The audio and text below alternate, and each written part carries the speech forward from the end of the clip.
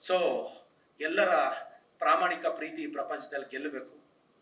ನಾನು ಬಹಳ ಸಲ ನಾನೊಂದು ಬುಕ್ ಬರೆದಿದ್ದೆ. ನಾನು 2 years ಬ್ಯಾಕ್ ರಿಲೀಸ್ ಆಯ್ತು, ಪ್ರೀತಿ ಪ್ರೇಮ ಗೆದ್ದರೆ ರೊಮ್ಯಾನ್ಸ್ ಸೋತರೆ ನಿಮಾನ್ಸ್ ಅಂತ. ಅದರಲ್ಲಿ ಒಂದು ಚಾಪ್ಟರ್ ಬರೆದಿದ್ದೆ, ಕ್ಲಾಸಿನ ಮೂಲೆಯಿಂದ ಕೊಟ್ಟಳು ಸ್ಮೈಲು, ಡೆಸ್ಕ್ಗಳೇ ಫೇಲು ಅಂತ. It's a chapter. ಕ್ಲಾಸಿನ ಮೂಲೆಯಿಂದ ಕೊಟ್ಟಳು. ಮತ್ತೆ ಇನ್ನೊಂದು ಬರೆದಿದ್ದೆ, ಬಂದು ಕಟ್ಟಿದಳು ರಾಖಿ, ಜೀವನವೆಲ್ಲ ಫೀಲಿಂಗ್ಸ್ ಮಾತ್ರ ಬಾಕಿ ಅಂತ. ಸಡನ್ ಆಗಿ ಇನ್ನೇನ್ ಪ್ರಪೋಸ್ ಮಾಡೋಣಷ್ಟೊತ್ತಿಗೆ ಕಾರಿಡಾರ್ ಅಲ್ಲಿ ಬಂದು ಕ್ಲಾಸ್ ಬಿಟ್ಟು ರಾಖಿ ಕಟ್ಟು ಅಣ್ಣ ಅಂದಾಗ ನೋವಿದೆ ನೋಡಿ. ಅದ್ ಬೇರೆ ತರ ಇರುತ್ತೆ. ನೆಕ್ಸ್ಟ್ ಫಿಲಮ್ ಸರ್, ಇದನ್ನ ಬರ್ದಿದ್ರೆ ಯಾರು ತಪ್ಪಿಸ್ತಾರೆ ಸರ್? ದೈವವಲ್ಲ, ಅಪ್ಪ ಅಮ್ಮನ ಒಳ್ಳೆತನ. ಬಟ್ ಆದ್ರೂ ನಮ್ಮ ಬ್ರದರ್ ಆಗಿದ್ದಾರೆ, ನಾನೇ ಹೀರೋ ಅನ್ಕೊಂಡು ದಯವಿಟ್ಟು ಆ ಸಿನಿಮಾ ನೋಡಿ. ನಮ್ಮ ಕುಟುಂಬದ ಹುಡುಗ ಗೆಲ್ಬೇಕು. ಮತ್ತೆ ನಾನು ಯಾಕೆ ಇವೆಲ್ಲ ಇನ್ನೊಂದು 5 ನಿಮಿಷ ಮಾತಾಡ್ಬಿಡ್ಲ, ತೊಂದ್ರೆ ಇಲ್ವಾ? ಒಂದು 5-10 ನಿಮಿಷ. ಯಾಕೆಂದ್ರೆ ಪ್ರೀತಿ ಬಗ್ಗೆ ನಾವೆಲ್ಲರೂ ನಿಂತ್ಕೊಂಡ್ರೆ ಅಲ್ಲಿ ಪಾಲಿಟಿಕ್ಸ್, ಮಮ್ಮಲ್ ನೆವಡ್ರ ಬುಜ್ಜಿ ಆಪೆ ವಾಟ ಆ ಸ್ಟೈಲು ಸ್ಲ್ಯಾಂಗು ಬೇರೆ ಇರುತ್ತೆ. ಬಟ್ ಪ್ರೀತಿ ಬಗ್ಗೆ ಮಾತಾಡಕ್ ಇದೊಂದು ರೈಟ್ ವೇದಿಕೆ. ನನಗೂ ಪ್ರೀತಿ ಬಗ್ಗೆ ಬಹಳಷ್ಟು ಮಾತಾಡೋ ವಿಚಾರಗಳಿದೆ ಬದುಕಿನ. ನಾನು ಕರ್ನಾಟಕದ ಎಲ್ಲ ಯಂಗ್ಸ್ಟರ್ಸ್ಗೂ ನಾನು ಬಹಳಷ್ಟು ಸಂದರ್ಭದಲ್ಲಿ ಹೇಳ್ತಾ ಇದ್ದೆ, ಮುಚ್ಚುಮರ ಇಲ್ಲದೆ ನಾನು ಕರೆಕ್ಟ್ ಆಗಿ ಮೋಟಿವೇಟ್ ಮಾಡ್ತಿದ್ದೀನಿ ಕರ್ನಾಟಕನ. ಬಹಳಷ್ಟು ಜನ ಹುಡುಗರು ನೋಡಿ ಸರ್, ನಾನು PUC ಇದ್ದಾಗ ನನ್ನ ತಂದೆ ತಾಯಿ ತೀರೋದ್ರು, ನಾನು ಅನಾಥ ಆದೆ, ಕೆರಿಯರ್ ಅಲ್ಲಿ ಏನೋ ಸಾಧಿಸ್ಬೇಕು ಅಂತ ಆಸೆ.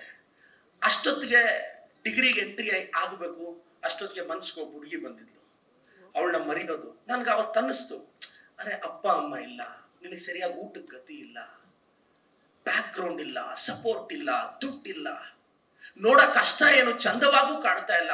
ಯಾವ ಎಲಿಜಿಬಿಲಿಟಿ ಕ್ರೈಟೀರಿಯಾ ಇಲ್ದಿದ್ರು ಒಬ್ಬ ಹುಡುಗಿನ ಇಷ್ಟಪಟ್ವಿ. ಆದ್ರೆ ಅದನ್ನ ದಾಟಿ ಆಚೆ ಬರೋದಿದೆ ನೋಡಿ, ಇಟ್ಸ್ ನಾಟ್ ಸೋ ಈಸಿ.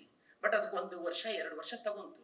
ಆದ್ರೆ ನನಗೆ ಖಾಲಿ ಜೇಬು, ಖಾಲಿ ಹೊಟ್ಟೆ, ಒಡೆದ ಹೃದಯ, ಏನೋ ಕೆರಿಯರ್ ಕಾನ್ಸಂಟ್ರೇಟ್ ಮಾಡಂಗಾಯ್ತು. ನಾವು ಸ್ವಲ್ಪ ಕೆರಿಯರ್ ಕಾನ್ಸಂಟ್ರೇಟ್ ಮಾಡ್ಬಿಟ್ವಿ, ಗೆದ್ದು ಬಿಟ್ವಿ. ಆದ್ರೆ ನನ್ನಂತ ಸಾವಿರಾರು ಜನ ಹುಡುಗರು ಆ ಡಿಸ್ಟರ್ಬೆನ್ಸ್ ಇಂದ ಆಚೆ ಬರಕ್ಕಾಗದೆ ಗೆಲ್ಲಕ್ ಆಗ್ತಿಲ್ವೇ? This a problem. ಎಲ್ಲರೂ ಪ್ರದೀಪ್ ಈಶ್ವರ್ ತರ ಆ ಡಿಸ್ಟರ್ಬೆನ್ಸ್ ಇಂದ ಆಚೆ ಬರಕ್ ಆಗಲ್ಲಲ್ವಾ? ನಾನು ಸ್ವಲ್ಪ ಕಂಫರ್ಟ್ ಝೋನ್ ಫ್ಯಾಮಿಲಿಯಲ್ಲಿ ಹುಟ್ಟಿದ್ರೆ ನನ್ ಕೈಲೂ ಆಗ್ತಿರ್ಲಿಲ್ಲ. ಬಟ್ ಆದ್ರೆ ಟಫ್ ಟೈಮ್ಸ್ ಅಂದ್ರೆ ಈ ಡಿಸ್ಟರ್ಬೆನ್ಸ್ ಇಂದ ಮಕ್ಕಳನ್ನ ಆಚೆ ತರಬೇಕು. ಈ ಜನರೇಷನ್ ಅವ್ರನ್ನ ಪ್ರೀತಿಯಿಂದ ಬೆಳೆಸ್ಬೇಕು. ಕಂಡೀಷನ್ಸ್ ಹಾಕಿದ್ರೆ ಇಲ್ಲಿ ಯಾರ ಮಾತು ಕೇಳಲ್ಲ. ವಯಸ್ಸಿಗೆ ಬಂದಿರೋ ಮಗ ಮಗಳು ಅಸಲು ಕೇಳಲ್ಲ. ನಾನೊಂದು ಜೀವನದ ಸತ್ಯ ಹೇಳ್ತಿರ್ತೀನಿ. ಮಕ್ಕಳು ಒಂದು 18, 20, 22 ವರ್ಷ ಮಕ್ಕಳನ್ನ ಸಾಕಿ ಬೆಳೆಸಿದ್ಮೇಲೆ ಸ್ವಲ್ಪ ಜಾಸ್ತಿ ನಿರೀಕ್ಷೆಗಳು ಇಟ್ಕೋಬಾರ್ದು. ಯಾಕೆಂದ್ರೆ ನಿಮಗ್ ಮದುವೆ ಆದಾಗ ನೀವು ನಿಮ್ಮ ಮಗ ನಿಮ್ಮ ಮಗಳ ಬಗ್ಗೆ ಹೆಂಗ್ ಯೋಚನೆ ಮಾಡ್ತೀರೋ, ನಿಮ್ಮ ಮಕ್ಕಳಿಗೂ ಮದುವೆ ಆದಾಗ ಅವ್ರ ಮಕ್ಕಳ ಬಗ್ಗೆ ಯೋಚನೆ ಮಾಡ್ತಾರೆ, ನಿಮ್ ಬಗ್ಗೆ ಅಲ್ಲ. ಇದು ಗೊತ್ತಿರ್ಬೇಕು. ಒಂದ್ 20, 22 ವರ್ಷ ಸಾಕಿದ್ವಿ, ಓಕೆ, ಅವ್ರ ಜೀವನ ಅವ್ರದ್ದು ಅಂತ ಬಿಟ್ಬಿಡ್ಬೇಕು, ಡಿಟ್ಯಾಚ್ ಆಗ್ಬೇಕು. ಇಲ್ಲಾಂದ್ರೆ ಲೈಫ್ ಲಾಂಗ್ ಸ್ಟ್ರಗಲ್ ಆಗ್ಬೇಕಾಗತ್ತೆ. ಬಟ್ ಆದ್ರೂ ನಾನು ಎಲ್ಲ ಕನ್ನಡದ ಹುಡುಗರನ್ನ ಹುಡುಗಿಯರನ್ನ ಕೇಳ್ತೀನಿ, ಪ್ರೀತಿ ಮಾಡಿ. ಬಟ್ ಪ್ರೀತಿ ಮಾಡಿದ ತಕ್ಷಣ, ಮದುವೆ ಆಗಿದ ತಕ್ಷಣ ಅಷ್ಟು ಸುಲಭ ಅಲ್ಲ ಜೀವನ. ಪ್ರೀತಿಗಿಂತ ಮುಂಚೆ ಬಾಡಿಯಲ್ಲಿ ಕರೆಂಟ್ ಇರುತ್ತೆ. ಮಗನ ಮದುವೆ ಆದ್ಮೇಲೆ ಕರೆಂಟ್ ಬಿಲ್ ಕಟ್ಟಕ್ ಆಗ್ದಿರೋ ವ್ಯಥೆ ಇರುತ್ತೆ. It's not so easy. ಪ್ರೀತಿಯಲ್ಲಿದ್ದಾಗ ಆವಾಗ ಒಂದು ಡೈರಿ ಮಿಲ್ಕ್ ಟೆಂಪ್ಟೇಷನ್, ಒಂದು 5 ಸ್ಟಾರ್ ಚಾಕ್ಲೇಟ್, ಒಂದು ಟ್ರಿಪ್, ಇದು ತುಂಬಾ ಈಸಿ. ಇದಕ್ಕೇನ್ ಏನ್ ಬೇಕಾದ್ರೂ. ಒಬ್ಬ ಹುಡುಗಿಗೆ ಗಿಫ್ಟ್ ಕೊಡ್ಬೇಕು ಅಂತ ಹುಡುಗ ಮನ್ಸಾದ್ರೆ ಅವನ ಅಜ್ಜಿ ಅದ್ ಎಲ್ಲಿಂದ ಸಾಲ ಹುಟ್ಟುತ್ತೋ ಬಿಡುತ್ತೆ ನೋಡಿ ಬ್ರದರ್. ಎಕ್ಸಾಮ್ ಫೀಸ್ ಕಟ್ಟಕ್ ಸಾಲ ಹುಟ್ಟಲ್ಲ, ಒಬ್ಬ ಕೊಡಲ್ಲ. ಬುಕ್ಸ್ ತಗೊಳಕ್ ಸಾಲ ಸಿಗಲ್ಲ. ಆದ್ರೆ ನಾವ್ ಇಷ್ಟಪಟ್ಟು ಹುಡುಗಿಗೆ ಏನಾದ್ರು ಗಿಫ್ಟ್ ಕೊಡ್ಬೇಕು ಅನ್ಕೊಂಡ್ರೆ ಅದ್ ಹೆಂಗೋ ಸಾಲ ಮಾಡ್ಬಿಡ್ತೀವಲ್ಲ. ಸಾಲ ಕೊಡ್ತಾರೆ ಕೂಡ. ಇದೇ ಈ ಜನರೇಷನ್. ಯಾಕೆ ಕೊಡ್ತಾರೆ ಗೊತ್ತಾ ಬ್ರದರ್? ನೀನ್ ಅದೇ ಗುಂಗಲ್ ಇರ್ತೀಯಾ, ದುಡ್ಡು ಬೇಕು, ಗಿಫ್ಟ್ ಕೊಡ್ಬೇಕು, ಅದೇ ಗುಂಗಲ್ ಇದ್ದು ಪ್ರಾಮಾಣಿಕವಾಗಿ ಪ್ರಯತ್ನ ಪಟ್ರೆ ಏನ್ ಬೇಕಾದ್ರೂ ಆಗೋಗುತ್ತೆ. ಬಟ್ ನಾನೆಲ್ರಿಗೂ ಹೇಳ್ತೀನಿ, ಸ್ವಲ್ಪ ಪ್ರೀತಿ ಜೊತೆ ಎಲ್ಲ ಜನರೇಷನ್ ಹುಡುಗರಿಗೆ ಒಂದು 5-6 ವರ್ಷ ಕೆರಿಯರ್ ಕಡೆ ಕಾನ್ಸಂಟ್ರೇಟ್ ಮಾಡಿ. 5-6 ವರ್ಷನೂ ನಿಮ್ ಪ್ರೀತಿಯಲ್ಲಿ ಪ್ರಾಮಾಣಿಕತೆ ಇದ್ರೆ, ಒಂದು 5 ಡೇ ಮನೆಯಲ್ಲಿ ಹಾಲಲ್ಲಿ ಅಪ್ಪ ಕೂತಿರ್ತಾರೆ, ಮೊದ್ಲು ಅಮ್ಮ ಹತ್ರ ಮೆಸೇಜ್ ಹೋಗುತ್ತೆ, ಟ್ರೈ ಮಾಡಿ, ಕನ್ವಿನ್ಸ್ ಮಾಡಿ. ಅಲ್ಲಿವರೆಗೂ ಅಷ್ಟೊತ್ತಿಗೆ ನೀವು ಸೆಟ್ಲ್ ಆಗಿರ್ಬೇಕು. ಸೆಟ್ಲ್ ಆಗದೆ ಸ್ಟಡೀಸ್ ಮಧ್ಯಕ್ಕೆ ಬಿಟ್ಟು ತುಂಬಾ ಜನ ಯುವಕ ಯುವತಿಯರು ಡಿಸ್ಟರ್ಬ್ ಆಗ್ಬಿಟ್ಟು, ನನ್ನ ಕ್ಲಾಸ್ಮೇಟ್ಸು ಕೆಲವರು ಬಹಳ ಡಿಸ್ಟರ್ಬ್ ಆಗಿ ಮಧ್ಯದಲ್ಲೇ ಸ್ಟಡೀಸ್ ನಿಲ್ಲಿಸ್ಬಿಟ್ರು, ಬಹಳ ಸ್ಟ್ರಗಲ್ ಮಾಡಿದ್ರು ಕೆರಿಯರಲ್ಲಿ. At the end of the day ನಾವು ಚೆನ್ನಾಗಾಗ್ಬೇಕು. ನಾನೊಂದೆಲ್ರಿಗೂ ಹೇಳ್ತೀನಿ,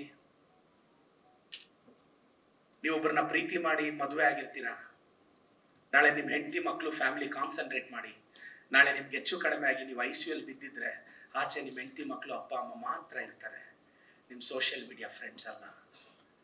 ಅದಕ್ಕೆ ಹೆಂಡತಿ ಮಕ್ಕಳು ಫ್ಯಾಮಿಲಿ ಮೊದಲ ಆದ್ಯತೆ ಕೊಡಿ. ಈ ಸತ್ಯನ ನಾವು ಮರ್ತೋಗ್ತಾ ಇದ್ದೀವಿ, ಆ ಜಂಜಾಟದಲ್ಲಿ ಬಿದ್ದು ಮರ್ತೋಗ್ತಾ ಇದ್ದೀವಿ. ಮತ್ತೆ ಪ್ರೀತಿಯಲ್ಲಿರೋ ಎಲ್ಲಾ ಯಂಗ್ಸ್ಟರ್ಸ್ಗೂ ಒಂದೇ ಮಾತು ಹೇಳೋದು, ಅಪ್ಪಿ ತಪ್ಪಿ ಏನಾದ್ರೂ ನೀವು ಇಷ್ಟಪಟ್ಟು ಹುಡುಗಿ ಮಿಸ್ ಆದ್ರೆ ಡಿಪ್ರೆಸ್ ಎಲ್ಲ ಆಗ್ಬೇಡಿ, ಕಾಂಡಿಮೆಂಟ್ಸ್ಗೋ ಡಾಬಾಗೋ ಸೀಮಿತ ಆಗಬೇಡಿ. ಸ್ವಲ್ಪ ಪೇಷನ್ಸ್ ಆಗಿ ಒಂದಿನ ರೆಸ್ಟ್ ಮಾಡಿ ಊರೊಂದು ರೌಂಡ್ ಹೊಡ್ಕೊಂಡ್ ಬನ್ನಿ. ಅಷ್ಟು ದೊಡ್ಡೂರಲ್ಲಿ ಇನ್ನೊಂದು ಹುಡುಗಿ ಕನೆಕ್ಟ್ ಆಗೋಳು ಸಿಗಲ್ವಾ ನಿನಗೆ? ಜಸ್ಟ್ ಹ್ಯಾವ್ ಎ ರೌಂಡ್, ತಲೆ ಕೆಡ್ಸ್ಕೋಬೇಡ. ನಾನು ಬಹಳಷ್ಟು ಜನ ಹುಡುಗರಿಗೆ ಹೇಳ್ತಾ ಇರ್ತೀನಿ, ಒಂದ್ 10 ವರ್ಷ ಆದ್ಮೇಲೆ ಒಂದ್ ಟೆಂಪಲ್ ಅಲ್ಲಿ ನೀನ್ ಇಷ್ಟಪಟ್ಟಿರೋ ಹುಡುಗಿ ನಿನ್ ಕಾಣಿಸಿ, ಇವ್ನ ಮಿಸ್ ಆದೆ ಅಂತ ಹುಡುಗಿ ಅನ್ಕೊಳ್ದೆ ಇದ್ರು ಪರವಾಗಿಲ್ಲ, ಇವ್ನ ಕಟ್ಕೊಂಡಿದ್ರೆ ಹಾಳಾಗ್ತಿದ್ದೆ ಅಂತ ಮಾತ್ರ ಫೀಲ್ ಆಗ್ಬಾರ್ದು. ಆ ರೇಂಜ್ ಆದ್ರೂ ಲೈಫ್ ಸೆಟ್ಲ್ ಆಗಿರ್ಬೇಕು. ನಾನ್ ಕೆಲವು ಹೇಳ್ತಾ ಇರ್ತೀನಿ, ಐ ಲವ್ ಯು ಅನ್ನೋ ಪದದ ಲೈಫ್ ಫಸ್ಟ್ ಇರುತ್ತೆ, ಯು ಲಾಸ್ಟ್ ಇರುತ್ತೆ. ಮೀ ಟು ಅಲ್ಲಿ ಮೀ ಫಸ್ಟ್ ಇರುತ್ತೆ, ಟು ಲಾಸ್ಟ್ ಇರುತ್ತೆ. ನಾವೊಬ್ಬರನ್ನ ಪ್ರೀತಿಸೋದು ಅವ್ರು ನಮ್ ಲೈಫ್ ಅಲ್ಲಿ ಇದ್ರೆ ನಾವು ಚೆನ್ನಾಗಿರ್ತೀವಿ ಅಂತ ಬ್ರದರ್. ಒಬ್ಬ ಹುಡುಗಿ ನಮ್ಮನ್ನ ಇಷ್ಟಪಡೋದು ಅವಳ ಲೈಫಲ್ಲಿ ನಾವಿದ್ರೆ ಅವಳು ಚೆನ್ನಾಗಿರ್ತಾಳೆ ಅಂತ. ನಾವು ಒಬ್ಬ ಹುಡುಗಿನ ಇಷ್ಟಪಡೋದು ಅವಳು ನಮ್ ಲೈಫಲ್ಲಿ ಇದ್ರೆ ನಾವು ಚೆನ್ನಾಗಿರ್ತೀವಿ ಅಂತ. ಇದೇ ರಿಯಾಲಿಟಿ. ಅಕಸ್ಮಾತ್ ಒಬ್ಬ ಹುಡುಗಿನ ಪ್ರೀತಿಸೋದು ಅವಳು ಚೆನ್ನಾಗಿರೋದಿಕ್ಕೆ ಆದ್ರೆ ಅವ್ರ ಮನೇಲಿ ಒಳ್ಳೆ ಸಂಬಂಧ ನೋಡಿದಾಗ ಆಲ್ ದಿ ಬೆಸ್ಟ್, ಆ ಹುಡುಗ ಚೆನ್ನಾಗಿ ನೋಡ್ಕೊಂತಾನೆ, ನೀನ್ ಒಬ್ಬ ಅಂತೀರಾ? ಯಾರಾದ್ರೂ ವಿಶ್ ಮಾಡಿರೋದು ಎಕ್ಸಾಂಪಲ್ ಇದೆಯಾ? ನಾವೆಲ್ಲ ನಮ್ ಸ್ವಾರ್ಥಕ್ಕೆ ಪ್ರೀತಿಸೋದು. ಆದ್ರೆ ಅದಕ್ಕೆಲ್ಲ ಸ್ವಲ್ಪ ಟೆಕ್ನಿಕಲ್ ಟರ್ಮ್ಸ್ ಚೇಂಜ್ ಮಾಡ್ಬಿಟ್ಟಿದೀವಿ. ಎಲ್ಲ ಜೀವನ ಚೆನ್ನಾಗಿರ್ಬೇಕು,